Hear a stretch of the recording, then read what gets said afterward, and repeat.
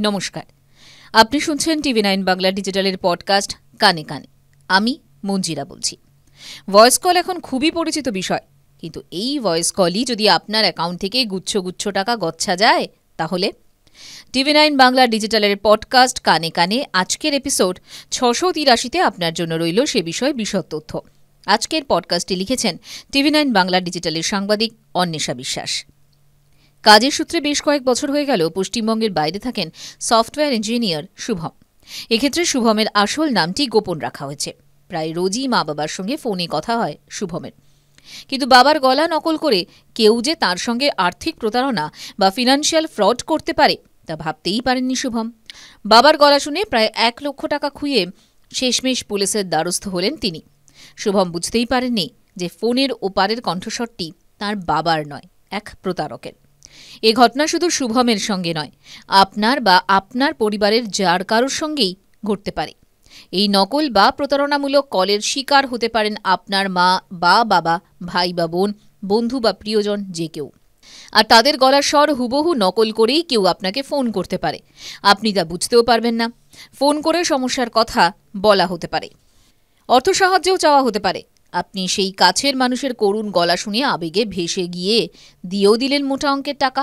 ব্যাস, তারপরই বুঝলেন আপনি প্রতারিত হয়েছেন। সেখান থেকে পরিস্থিতি যে কতটা সংকটজনক হয়ে উঠতে পারে তা হয়তো এতক্ষণে আপনি বুঝতেই পারছেন। ভয় পেয়ে গেলেন, তাই তো? এটাকেই বলে ভয়েস ক্লোনিং। ভয়েস ক্লোনিংয়ের ফাঁদ কেমন? অনলাইন আর্থিক জালিয়াতি রুখতে AI বা আর্টিফিশিয়াল ইন্টেলিজেন্স প্রযুক্তির ব্যবহার যেমন জনপ্রিয় হয়ে উঠছে, তেমনি সাধারণ মানুষকে বিপদের মুখেও ঠেলে দিচ্ছে। কৃত্রিম বুদ্ধিমত্তা বা আর্টিফিশিয়াল ইন্টেলিজেন্স প্রযুক্তির মাধ্যমে যে কোনো ব্যক্তির গলার স্বর হুবহু নকল করে ফেলা যায়, যা একবার শুনে বোঝা সম্ভবই নয় তা আসল না নকল। অনলাইনে টাকা হাতিয়ে নেওয়ার কৌশল হিসেবে তাই প্রতারকরাও এই ভয়েস ক্লোনিং প্রযুক্তির দিকেই হাত বাড়াচ্ছে। বিবিসির 2023-এর একটি রিপোর্ট অনুযায়ী 83% ভারতীয় এ ধরনের প্রতারণার শিকার, এবং 69% ভারতীয় বুঝতেই পারেন না কোনটা আসল আর কোনটা AI জেনারেটেড ভয়েস। আসল নকল বোঝা দেয়। আসলে সত্যি বলে সত্যি কিছুই নেই। রূপম ইসলামের কণ্ঠে গাওয়া 22শে শ্রাবণ সিনেমার গানের লাইনটাই বোধহয় এক্ষেত্রে অব্যর্থ। কথা যখন হচ্ছে কণ্ঠস্বর নিয়ে, অন্তত তখন তো বটেই। ম্যাকাফির একটি রিপোর্টে পরিসংখ্যান উল্লেখ করেছে দ্য হিন্দু সংবাদপত্র। সেই প্রতিবেদন অনুযায়ী 86% ভারতীয় সপ্তাহে অন্তত একবার হলেও তাদের কোনো না কোনো ভয়েস ডেটা বা ভয়েস নোট অনলাইনে শেয়ার করেছেন। ম্যাকাফির ওই রিপোর্ট আরও বলছে 66% ভারতীয় একথা স্বীকার করেছেন যে বন্ধু বা পরিবারের কেউ টাকা চেয়ে ভয়েস কল বা ফোন কল করলে তারা সেই কলটি অবশ্যই গুরুত্ব দিয়ে দেখবেন। AI ভয়েস ক্লোন স্ক্যামের প্রধান লক্ষ্য ভারতে ইদানিং AI ভয়েস ক্লোন স্ক্যামের ঘটনার সংখ্যা উত্তরোত্তর বাড়ছে। দ্য আর্টিফিশিয়াল ইম্পোস্টার এর প্রতিবেদন অনুযায়ী 2023-এর মে মাসে ভারতীয়দের মধ্যে 47% AI জেনারেটেড ভয়েস স্ক্যামের শিকার হয়েছেন। AI ভয়েস জালিয়াতি বা AI ভয়েস স্ক্যামের তালিকার শীর্ষে রয়েছে ভারত। এমনকি বেশ কয়েকটি ঘটনার কথা পুলিশের কাছে নথিভুক্ত না হওয়া সত্ত্বেও প্রকাশ্যে এসেছে। 2023-এর ডিসেম্বরে লখনৌয়ের এক বাসিন্দা এই AI ভয়েস স্ক্যামের শিকার হয়েছিলেন। ফোনের ওপারে থাকা কণ্ঠস্বর শুনে তিনি মনে করেছিলেন তার আত্মীয় ফোন করেছেন। আসলে যা ছিল ভয়েস ক্লোনিং, অর্থাৎ ফোনের ওপারে থাকা ব্যক্তি ছিল এক সাইবার প্রতারক, স্ক্যামার। ফোন করে লখনৌয়ের ওই ব্যক্তিকে UPI এর মাধ্যমে অনেকগুলো টাকা পাঠানোর জন্য অনুরোধ করা হয়েছিল, আর তিনিও আবেগে ভেসে গিয়ে স্ক্যামারের ফাঁদে পাও দিয়ে দেন।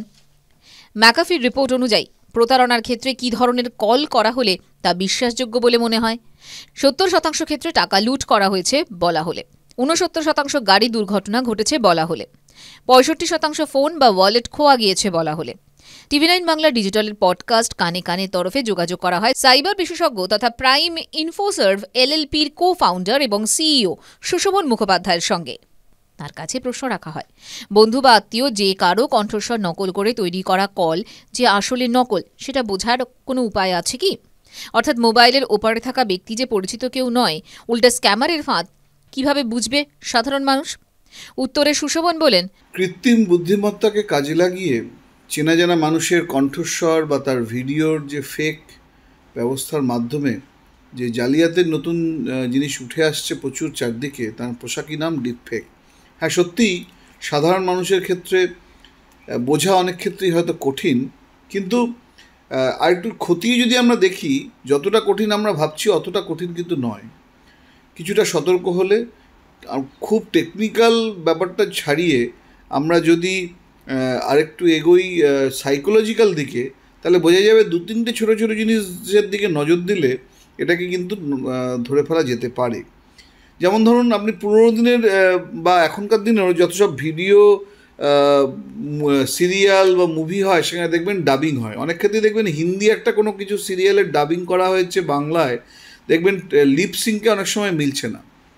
তো সিমিলারলি আপনাকে যখন কোনো স্ক্যামার কোনো ভিডিও বা কিছু দিয়ে কোনো মেসেজ দেওয়ার চেষ্টা করছে, তো ডেফিনেটলি তিনি সেটা প্রচণ্ড স্টুডিওতে প্রচণ্ড খরচা করে মারাত্মকভাবে স্যাম্পলিং করে এডিটিং করে সেটা নিশ্চয়ই করছেন না। তার মধ্যে প্রচুর ভুল থাকার সম্ভাবনা, মানে কখনো হয়তো ঠোঁট নড়ছে এবং তার সঙ্গে যে কথাটা অনেক সময় মিলছে না। একটু যদি নজর করা যায়।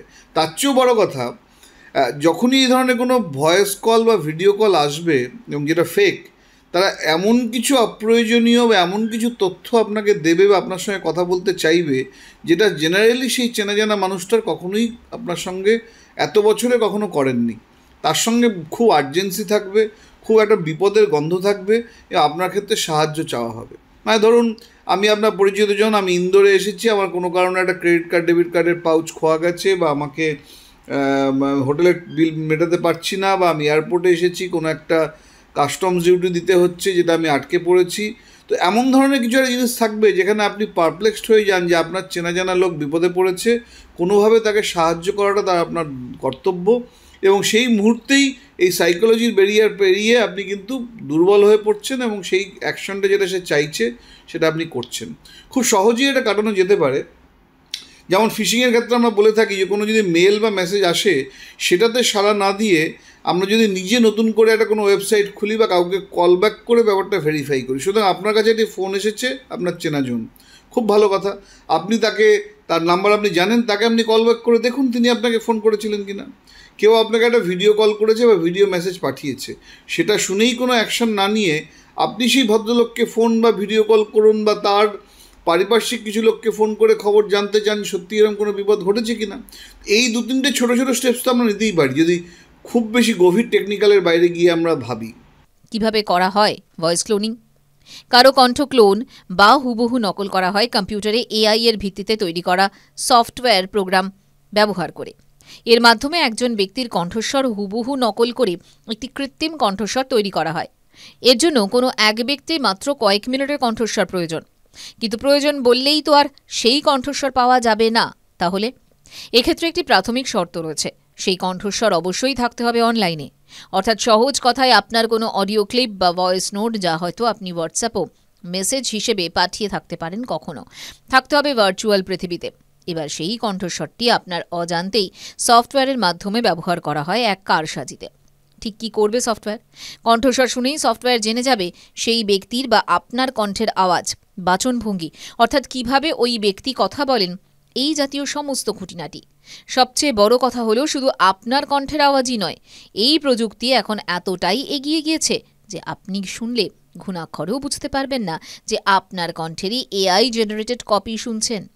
অর্থাৎ আপনার কথা বলার ঢং, উচ্চারণ ভঙ্গি বা অ্যাকসেন্ট, আপনি কত দ্রুত বা ধীরে কথা বলেন, কথা বলার সময় আপনার কণ্ঠ কেমন থাকে, ভারী না পাতলা নাকি ফ্যাসফ্যাসে, দুটো শব্দের মাঝে আপনি কতবার শ্বাস নেন, সবই সফটওয়্যার নকল করে ফেলতে পারে।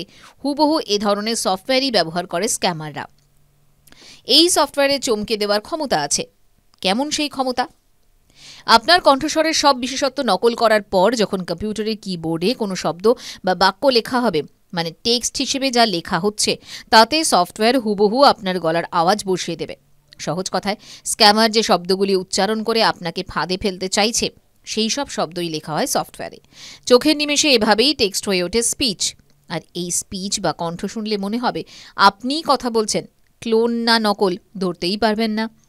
এই যে ফোনের ওপার থেকে টাকা চাওয়ার সময় করুণ গলা শুনতে পাওয়া যায়, তা কিন্তু সফটওয়্যারেই তৈরি। অর্থাৎ সেই নকল কণ্ঠস্বরে নানা ধরনের আবেগও ফুটিয়ে তুলতে পারে ভয়েস ক্লোনিং সফটওয়্যার। যেমন রাগ, ভয়, আনন্দ, প্রেম, বিরহ বা বিরক্তি সবকিছুই ফুটে উঠবে কথা বলার সময়। ফলে যে কেউই ফাঁদে পড়তে পারেন এই প্রতারণার। এই ব্যবসার রমরমা কিভাবে? নকল কণ্ঠস্বর তৈরির এই ব্যবসার এখন রমরমা যথেষ্ট। আমেরিকার বোস্টন শহরে এরকম একটি সংস্থাও রয়েছে, তার নাম ভোকাল আইডি। ভোকাল আইডি সংস্থাটি তৈরি করেছেন রুপল প্যাটেল নামে এক ব্যক্তি। তিনি আমেরিকার একজন ভয়েস ক্লোনিং বিশেষজ্ঞ, আর সেই সঙ্গে কোম্পানিটির প্রতিষ্ঠাতাও। রুপল প্যাটেল এই কোম্পানি গড়ে তোলেন 2014 সালে। এমন এক ধরনের বিষয় নিয়ে কাজ করার উদ্দেশ্য রুপলে তৈরি হয় চিকিৎসা বিজ্ঞানকে আরও উন্নত করতে।